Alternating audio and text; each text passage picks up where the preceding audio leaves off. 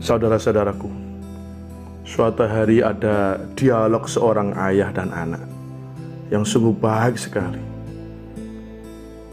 Anak itu bertanya kepada ayahnya, apakah kita bisa hidup tidak berdosa selama hidup kita ini ya?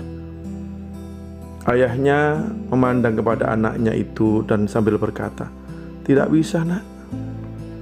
Anak kecil ini kemudian memandang ayahnya dan berkata lagi, apakah kita bisa hidup tanpa berdosa dalam setahun?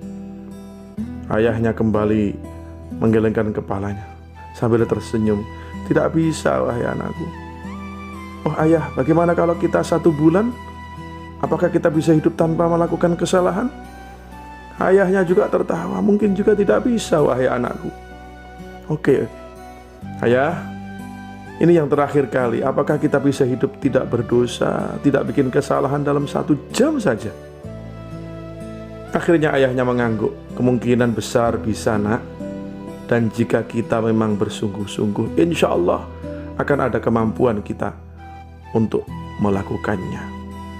Hanai tersenyum gembira, lega. Jika demikian wahai ayahku, aku akan hidup benar dari jam ke jam ayah. Lebih mudah menjalaninya dan aku akan menjaga dari jam ini ke jam berikutnya, sehingga aku akan hidup dengan benar. Pernyataan ini mengandung kebenaran sejati.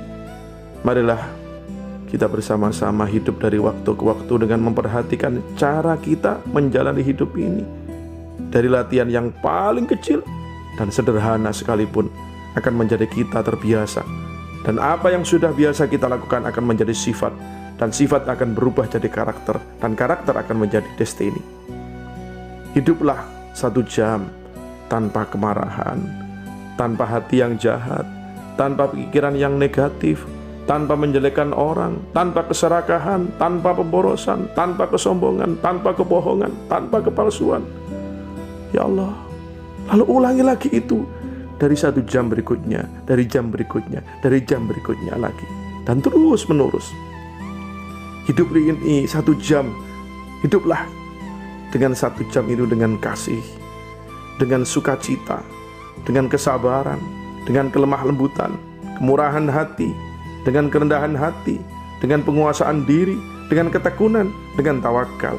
Dan ulangilah untuk 1 jam berikutnya, 1 jam berikutnya lagi.